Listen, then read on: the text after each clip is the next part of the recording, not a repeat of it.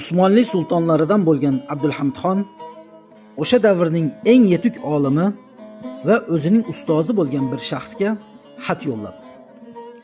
Hatto ustoz bir davlatning cho'kishiga, jamiyatning halok bo'lishiga, insonlarning zulmatga ketishiga nima sabab bo'ladi deb yozilgan edi. Askarlar xatni ustozga yetkazishibdi. Ustoz xatni o'qib, hozir deb ichkariga kirib, xatga bir narsani yozib askarlarga olib chiqib beribdi. Askarlar xatni sultonga olib borib berishgach, sulton xatni o'qib, jahli chiqib ketibdi va zudlik bilan ustozni tutib kelishlarini buyuribdi. Askarlar ustozni dars qilayotgan joydan qo'llarini qayirib olib kelishibdi. Sulton Abdulhamidxon ustoziga qarab, "Ustoz, men sizdan maslahat so'rasam, sizning bunday yozganingiz nimasi?" deb jahl qilibdi. Ustoz, "Sultonim, siz so'ragan savolning javobini yozdim xolos.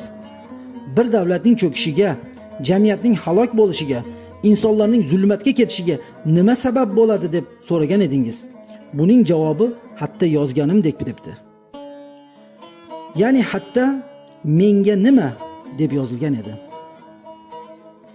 Ustoz aytibdi: "Qachonki insonlar qalbida, fikrida, xayolida menga nima degan his paydo bo'lsa, davlatning cho'kishi, jamiyatning halok bo'lishi, insonlarning zulmatga ketishi boshlanadi" debdi.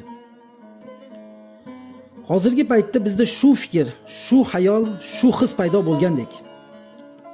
Kelinglar, shu hisdan forig' bo'laylik. Davlat rivoji uchun, kelajak avlod baxti uchun, farovon hayot uchun astoydil harakat qilaylik.